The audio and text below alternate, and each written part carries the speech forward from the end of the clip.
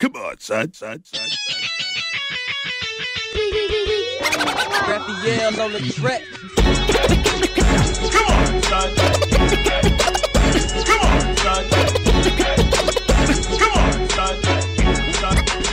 Come on, son.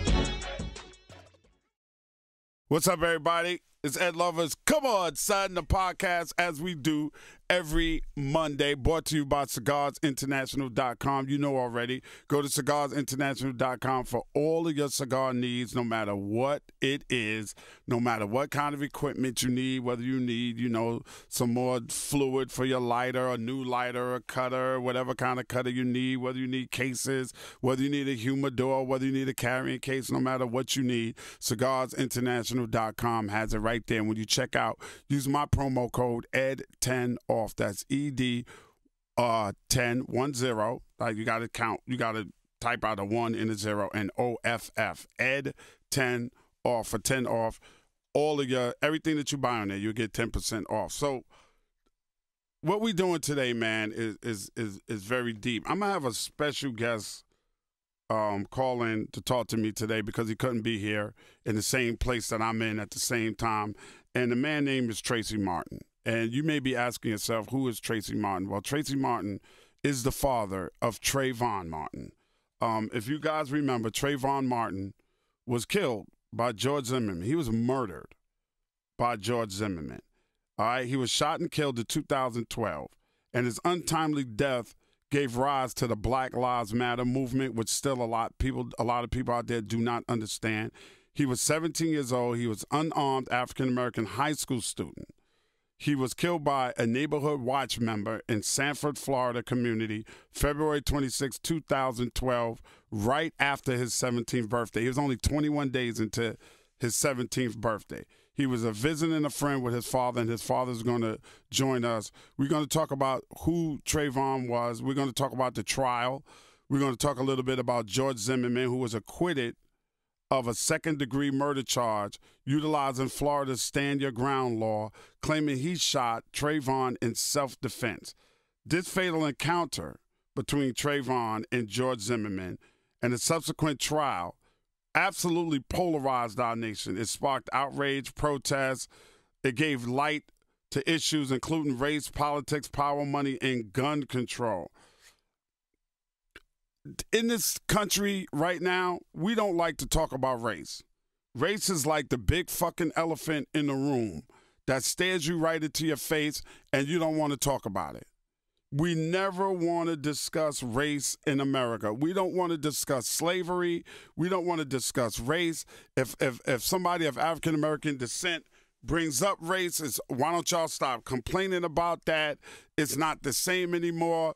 Everything is even. It's not even. The justice system has never been even. I doubt in my 55 years on this earth and without the rest of my life if I'll ever see an even justice system for us. It was proven time and time again that there's no justice for us. It's just us in the justice system. And Tracy Martin decided, that him and his wife, after his son, his ex-wife, after his son was tragically murdered, that they were going to do something about it. And it really kind of galvanized us as African Americans. Before that, I think we all knew that this kind of stuff was going on, but it was just another story, and we would always believe whatever we saw in the paper. We would always believe what we heard on the news. Oh, this dude was doing this, doing that, so he got shot and killed. And a lot of times it's at the hands of the police, so we tend to believe everything the police say to us. So we believe that this person was wrong or that person was wrong or he did this and he did that. Oh, he had a gun just because the cops say he had a gun. But for the first time in a long time, we galvanized because this was a young man, Trayvon Martin, that was 17.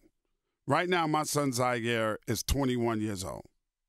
Okay, it could have been my son. It could have been your son. It could have been your nephew. It could have been your grandson. It could have been your little brother that was killed for nothing, for walking down the street wearing a hood. We remember this like it was yesterday. It was in 2012, and it's still so vibrant and so bright in my mind. It still angers me and pains me that George Zimmerman still walks around scot-free, that he had the nerve to put the gun that he used up on eBay and to sell it at auction, and there's for some idiot to actually want to buy the gun that killed an unarmed black teen. That shit bothered me to my core, man. And it's like, when we say Black Lives Matter, it's because we're the ones that's being targeted all the time. Like, we know that the cops sometimes shoot and kill unarmed white men. We know that. And white youth. We know that, but it doesn't happen with the same amount. It doesn't happen as much as it happens to us. It doesn't happen with the same amount of propensity that it does to young black men in America. They don't get pulled over the way we get pulled over. They don't get thrown to the ground the way we get thrown to the ground. And it doesn't matter what neighborhood you're in. It doesn't matter. Trayvon wasn't in the hood when this happened to him. This was George Zimmerman taking it upon himself to stop a young black man wearing a hood coming back from the store. What crime is that? When is that a crime in America, to go to the store and to get you some snacks and to walk back to wherever you're going and to walk through a neighborhood and you got a hood on your head? So you're automatically a criminal.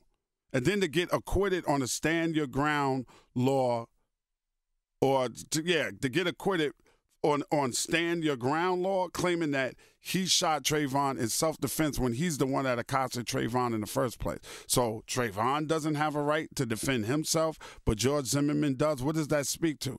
It has nothing to do with anything but race. That's all it has to do with. And once this happened, it sparked a movement in this country. Along with social media, everybody found out about Trayvon Martin. Everybody stepped up to the plate. You had professional basketball players that would never speak out on injustices that was happening to black people in America step up and put hoods on. Same thing happened with Eric Gardner when they wore the I Can't Breathe T-shirts. This sparked a movement that we had never seen before in this country. Rest in power. The Trayvon Martin story is on the Paramount Network. It comes on tonight.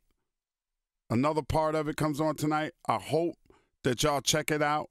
Joining me in the studio right now, well, via phone, Trayvon Martin's father, Tracy Martin. Tracy, how you doing? I'm all right, Mr. Ed Lover. How you doing? Hey, man, it's a pleasure to talk to you. I mean, under the circumstances, I wish we could have got together sooner and spoke about it, but you're here to talk to me today to talk about the Trayvon Martin story, a 6-part original documentary series that recounts the life and legacy of your son, Trayvon Martin, who was shot and killed in 2012. And your son's untimely death really sparked a movement in this country, didn't it? It sparked like the Black Lives Matter movement. Everything started really happening and sparking up right after this tragedy happened. How does that make you feel? Like I said on several occasions, the injustices that's been occurring across the country to African American boys and girls has been happening for years. Mm-hmm. It just so happened in February 2012 is when we started to shed light on the injustices that were happening. As a father, as a parent, I just felt as though I couldn't let my son death be vain, and so I had to speak up and do something about it. Mm-hmm. I didn't understand at the time. I didn't understand the magnitude of stepping up and speaking up for my son. And it's like the whole world, every community near and far just got behind us, rallied with us, and here we are today, man. Sparked the national movement, sparked Black Lives Matter movement, and so many other movements. Yeah, it absolutely shed light on the fact that this kind of stuff, like you said before, has been happening to us. Growing up as a young black man yourself, what were your experiences like growing up? Did you feel the same kind of racism and things? And I know you really tried to shield Trayvon from all of this mess, and unfortunately, this is what happens. But is this the kind of thing that you felt growing up? Did you grow up in Florida? Man, nah. Actually, I was born in Florida, Mm-hmm. but I grew up in East St. Louis, Illinois. Okay. And, East St. Louis was 99.9% black. At one point in time, East St. Louis was like the murder capital of the world. Oh, wow. Of the country. Uh-huh. And so, I did experience racism because, you have East St. Louis and then you have small cities around East St. Louis Mm-hmm. that were predominantly white, and we knew growing up that we couldn't go in certain areas. Mm. And so we were basically kind of confined to the East St. Louis area. We had a neighborhood no more than 5 miles away from us called Washington Park, Illinois. At the time, we couldn't go in Washington Park, Illinois. Mm. Mm. And so I did experience racism as a young man. I did experience being called the N-word as a young man by cars passing by us. And so, you know, I'm not a stranger to being on that side of the stick. But as a parent, you try to shield your kids away from these type of scenarios, these type of situations. And you know, America has a problem with really admitting that racism is alive and well. Yeah. Yeah. And so we're not afraid to have the conversation because we always been on the short end of the stick. Right. And so, you know, talking to my kids about it, you know, my kids weren't no stranger to racism. Right. Because we have open dialogues about it. Mm-hmm. It's just, you know, in those pockets, different pockets of America, talk about it. They don't feel as racism exists. Yeah, and racism is alive and popping, and I think with this new administration that we have running things in this country in the White House, is even more prevalent than it was back in 2012. Rest in Power is a story about your son. It's a 6-part original documentary. What do you want people to get from this? What do you think we're going to get from this, and what do you want us to learn about Trayvon, things that we probably didn't know about him? Well, one of the main focal points of the docuseries is to show the humane side of Trayvon. That's the biggest thing, just to, you know, because during the whole trial, the prosecutors, the state of Florida, never actually called character witnesses who could validate who Trayvon was. Mm-hmm. The prosecutors, they called maybe about 20 character witnesses for the man who murdered our son, but the state of Florida refused to call character witnesses. Mm. You know, the state of Florida, they waited till the last day, basically one of the last days of pleading their case to call Trayvon's mother and my other son, Javaris. Right. And so the part that gets me that I can't let go is the fact that the state of Florida never called me as a witness, as a character witness for my son. I was the last one to speak to him. Wow. You know, from a family standpoint. And so they never called. He was with me. He was in my custody right. at the time he was killed.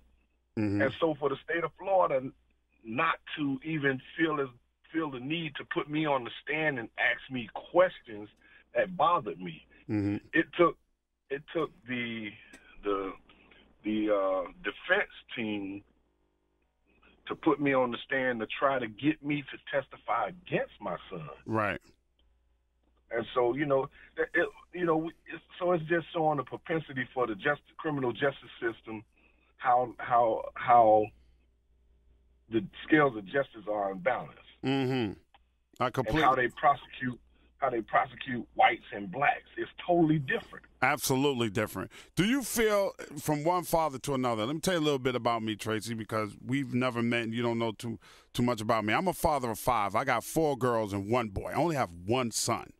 And mm-hmm. when this happened to your son, my heart went out because I imagined that was me. And I only have 1. Sitting through that trial and every day and having to look at George Zimmerman in his fucking face every day, and having to look at the prosecutors that were trying this case, do you feel like the state of Florida fucked this case up? Do you feel like they should have charged them with manslaughter instead of going after a murder charge? Honestly, the recommendation was a manslaughter charge, and they refused to charge them with They overcharged them. Right.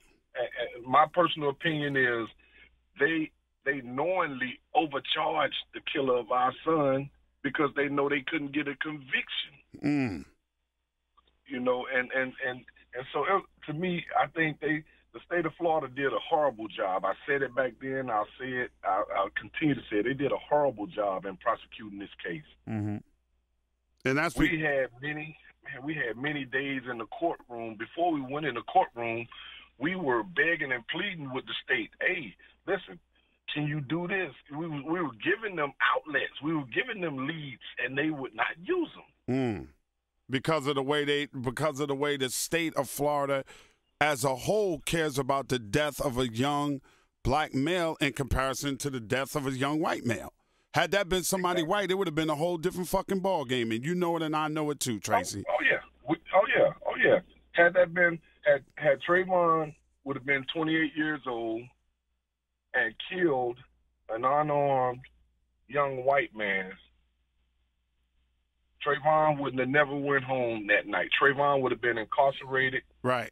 From the time the police got on the scene, whether he said he was a neighborhood watch, whether he said he was standing his ground, he would have been prosecuted. He would have been locked before they even put the handcuffs on him. He'd have been prosecuted, sentenced, and condemned to jail. Absolutely, and you know it, and I know it too. As two black men that grew up in this country that's supposed to be for everybody, the land of the free and the home of the brave, but only for certain people. As a dad, man, because you know I know myself pretty well, and you from East St. Louis, you know yourself pretty well, bro. How do you go without killing George Zimmerman? I needed to ask you this, bro. How do you live your life every day? Because I don't know if I probably would have went off the deep end, Tracy, for real. It's tough. You know, I have my days. I have my moments. It's tough, man. You know, at the end of the day, I have 4 more kids I have to look after. Right. You know, I have a family out there. I got a 5-year-old that I have to look after, but it's very tough. Right. It's very tough. And I'm not saying that, no, I'm not, you know, I won't go out and get this guy. What I'm saying is I can't go looking for him. But if he crossed my path, then you know, as a father, those father instincts will kick in. Absolutely. And that's just the nature of the beast. Knowing you know knowing that we try to protect our children as much as possible. Mm-hmm. And so when my feeling is my seed been plucked from my garden. And that's something that can't be planted. I can't fertilize that ground no more and get that same seed. Mm-hmm. That's right. And so it's an emptiness, it's a hurt, you know. And not only have I lost my son, but you're talking about, you know, he didn't graduate from high school. Wow. He didn't get to go to his prom. Right. You know, he didn't get to get his first car. Right. He didn't get to get married and probably grandchildren from me. So it's a lot that was lost. Right. Absolutely. A whole lot. You know, yeah. So the emotional ties to that, you know, if that day comes when I do see this dude, who knows what my mind frame will be. Right. But right now you have to think about your other children. And you got to keep it steady, and you got to keep it straight, and they deserve to have their dad there for you. I understand it's a hard pull, and I can understand that as a father. How did the state of Florida, because we've been all trying to figure this out, what was the reason that they gave you for George Zimmerman's acquittal? How did he get away with murdering your son? They didn't prove their case, point blank. They just simply didn't prove the case. What they did was they basically incriminated themselves in the courtroom. Mm. They helped the defense team more than they helped themselves. They honestly this is a prosecuting team that's used to prosecuting African Americans, first of all. Okay. Their conviction rate for African Americans, man, is the numbers is high. Wow. This is the same prosecuting team that prosecuted a young lady for shooting in the ceiling. They gave her 20 plus years for shooting in the ceiling, not shooting anybody, right, not causing any bodily harm to anybody. Her husband was was and it led. Well, he was a known Domestic abuser, correct? domestic abuser. Right. He had a lot of convictions and a lot of arrests for domestic abuse, and she felt her life was in danger. I remember this story. So to protect herself, she pulled a gun out and shot up into the ceiling. Correct. And they gave her 20-something years for that? Yeah, yeah. And so you can convict a battered woman Right. for shooting in the ceiling, but you can't get a conviction from a known killer. Right. For stepping outside of his range. We all heard the 911 calls. The cops told him, don't even approach him, leave him alone. But when did it become a crime to walk down the street black with a hood on? It's never been a crime. The problem is this guy had a propensity. He had hatred in his heart for young African American males. Right. This man called the police on 5- and 6-year-old kids, man. Really? On numerous occasions. Wow. This is it's ironic because they called a character witness for this guy. This young lady got on the stand and said that she felt he protected her life. He saved her life, and she owed it to him because two young African American males had broken into her home, and he started doing the neighborhood watch patrol. Mm-hmm. And so one of the young men got arrested, and I guess he kind of figured that Trayvon Martin was the other young man, and so he figured he would do something about it. Mm-hmm. Mm. Unbeknownst to him, Trayvon Martin had nothing to do with breaking into the young lady's apartment. Right. And so it was that she just felt as though he did her a great deal of service by getting the other young man arrested and protecting their neighborhood. What she thought was protecting their neighborhood, but this wasn't their neighborhood. Oh, this wow. wasn't their neighborhood. This neighborhood belonged to the people, the residents of the neighborhood. Right. He was a resident of the neighborhood, but he didn't have no authority. He was a self-proclaimed neighborhood watchman. Oh, so there was no official neighborhood watch that he was a part of? No, he created it himself. Oh, that's why he was the captain, because he's the only one. Correct.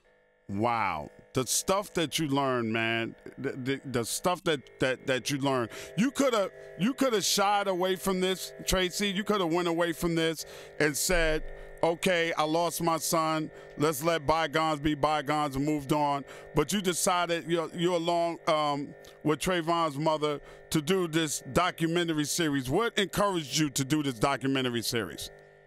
Well, first we wrote the book, right, and then there were talks of other people had written a few books, and they had made a couple of mini series about the Trayvon Martin story, and so we said who best to tell the story from our perspective of who Trayvon Martin was, and the first thing me and Sabrina agreed to do was, hey, we ain't gonna sugarcoat nothing. We're gonna give it to you 100%. We're gonna give it to you blood raw, just how it is. This who we are. This who Trayvon was. Right. We're not trying to go out and say, hey, my son was an angel. My son was a teenager. He did what teenagers do. Right. He did the same thing you and I did as teenagers. Yeah, exactly. He was a great kid. A great kid. Did he have flaws? Yeah. Did he skip school? He skipped school. Right. He skipped school in school. He didn't skip school outside of school. So he did teenager things. As teenagers, you have growing pains. That's right. You know what I'm saying? And anybody who say they don't, and they claim to be perfect, I beg to differ. Mm. But he had his moments, where his grades slipped a little bit, but that didn't mean he was a dropout. And that didn't mean that doesn't give anybody the right to kill him. Exactly. And so what the defense attorney tried to do, he tried to justify some of the flaws that Trayvon had, or that they thought he had. They tried to justify him being a bad kid. No, you can't justify this dude. You know, this ain't no justifiable killing. Right. You know, and you know, I don't know, man.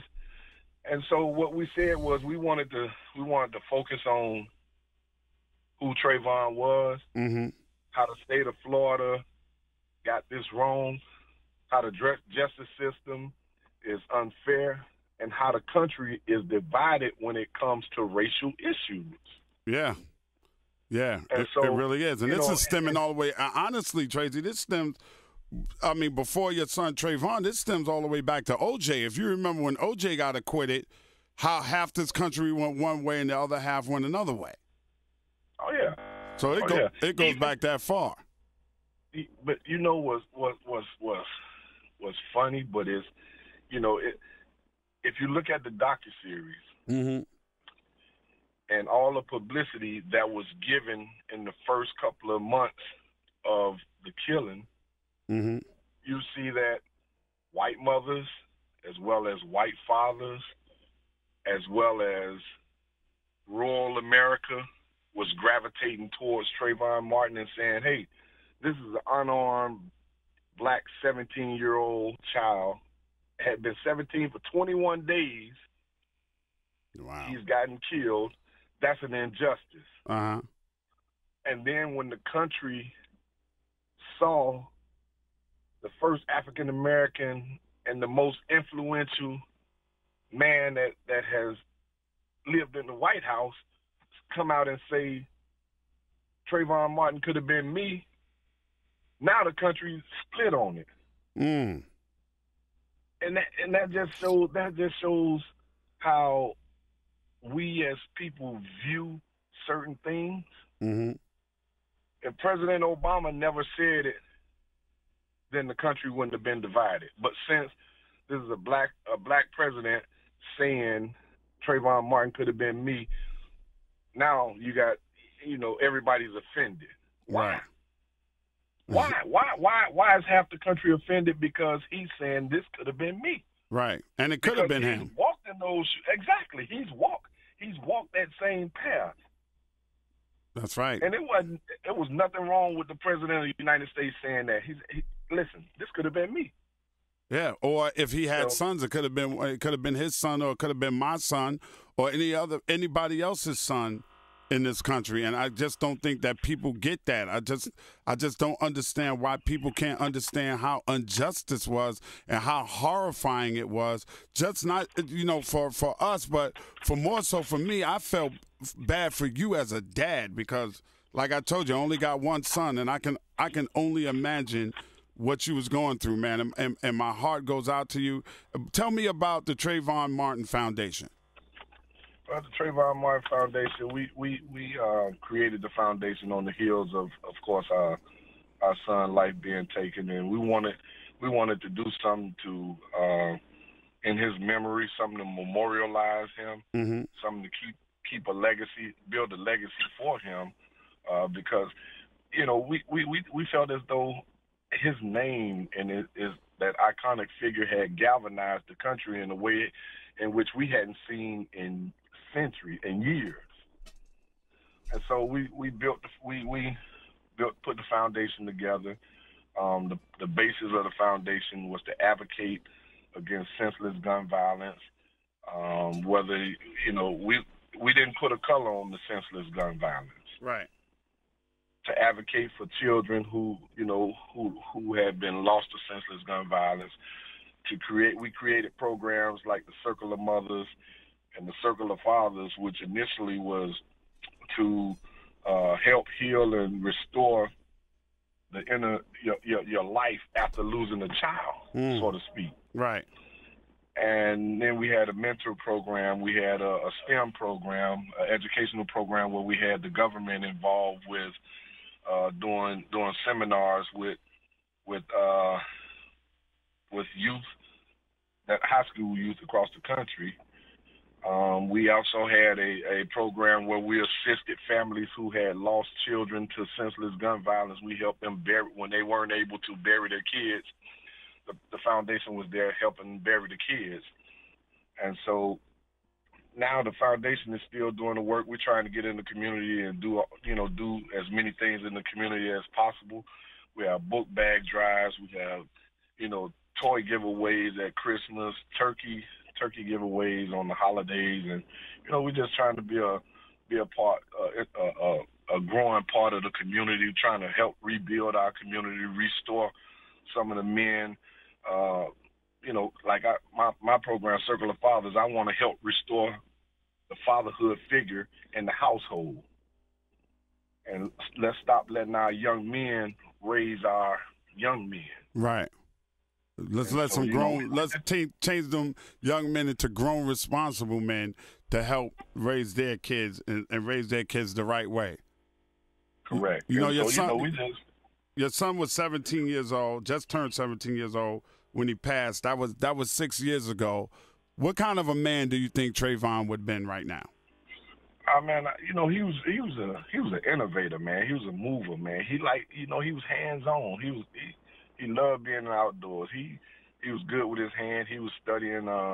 He was going to he was taking classes in the aviation field, and so he was like real hands on. I honestly think he probably would have. He was studying trying to get his aviation mechanic license. So He probably would have been in that field somewhere, man. I just hate that he never got the opportunity to really blossom.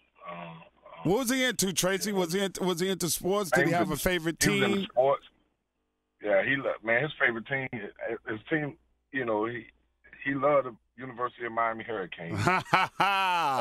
He was a U fan. Okay. He loved the Heat. He loved all the Miami teams: the Heat, the Dolphins, the Canes. He was in the motorcycles. I rode motorcycles for years. Right. So he was definitely into the little dirt bikes and motorcycles, skating, horseback riding. Man, he was just an outdoorsman. Yeah, it sounds like it. All around great kid, man. That didn't deserve the hand that was dealt to him. But God got a plan, man. And unfortunately for you and your ex-wife, that it had to be Trayvon to spark this movement. You know what I mean? Yeah. Yeah. I mean, we look at it, and I never really I didn't think about it too much until it was said to me 5 or 6 times. Uh-huh. It said, "Hey man, somebody the first person that said it to me, they came up to me and said, Trayvon Martin is the modern Emmett Till." That's right. Absolutely. And so and when it was first said to me, it really didn't resonate. And then it was said again and again and again, and about the 4th or 5th time, I started feeling like, man, this is a new civil rights movement. It sure is. This is what sparked the grassroots movement. This is what sparked Black Lives Matter. And when we talk about Black Lives Matter, we're not excluding anybody's life. What we're saying, Black Lives Matter, Black lives are the lives that are being targeted. Mm.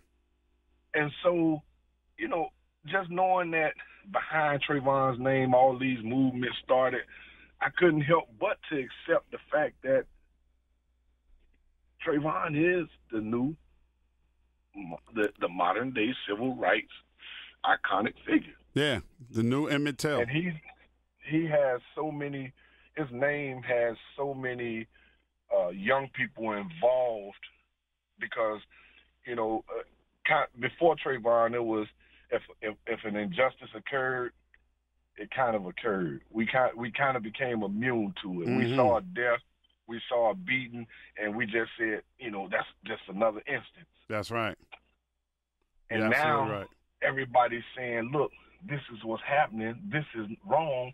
And I'm gonna report you. We're gonna walk about it. We're gonna talk about it. We're gonna march about it. We're gonna protest. We're gonna shut down places. That's right. We're gonna stop spending money. And so, just to know that all that's associated with Trayvon, man, it's just it's humbling, but at the same time, I hate that it's humbling at my expense. That's right.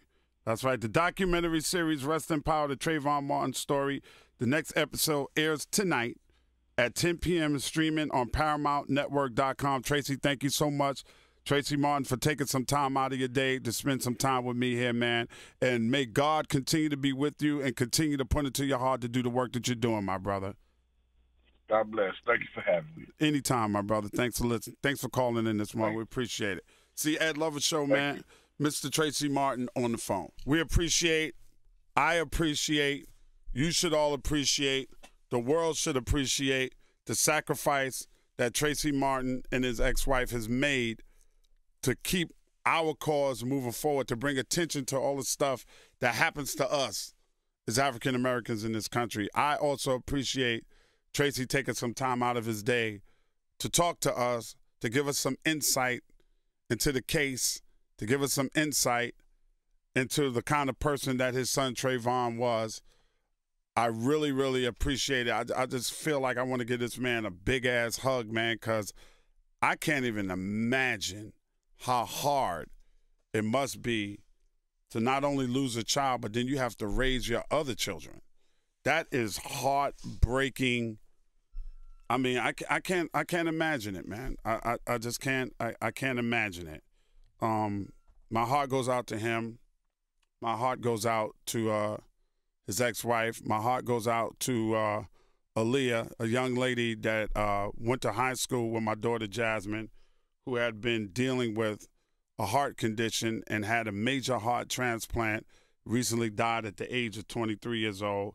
My producer, Krista, one of her girlfriends, just lost a 6-year-old child from a serious form of cancer. I can't imagine what it must be like for a parent to lose their child, man. I remember when my dad died, my grandmother was still alive, and she didn't live too far after that because she had lost all her children. I can't imagine what it must be like. And then to have your child, like Tracy Martin did, to have his son lose his life with with something that's not his fault. Like, all the kid was doing was coming home from the store wearing a hood. And somebody ran up on him and accosted him, and they got into a fight, and he was shot and killed, and the man got away with it. I don't even understand how America could find this to be anything but an unjust killing. I don't understand the whole stand your ground bullshit in Florida. I don't get it, and I don't think I ever will get it. So let's make sure that we support what Tracy Martin is trying to do in the community. Let's make sure that we all check out Rest in Power, the Trayvon Martin story, to get the real on an unflinching and unflattering and a 100% raw story on what happened to Trayvon, because it could be anybody's child in any part of America, and we need to get this shit together. Is that lovers? Come on, son. The podcast. Y'all be well. Till the next time, keep God first. Everything else will fall into place. Come on, son. Get the fuck out of here with that bullshit. This Ed Lover podcast is being done in conjunction with Cigars International. Make sure you check out cigarsinternational.com for all your cigar needs. This episode of Come On, Son, the podcast is produced and engineered by co-executive producers Kimana Paulus and Krista Hayes. Recorded at Mean Street Studios in downtown Atlanta, Georgia. This is an official Loudspeakers Network podcast. Network.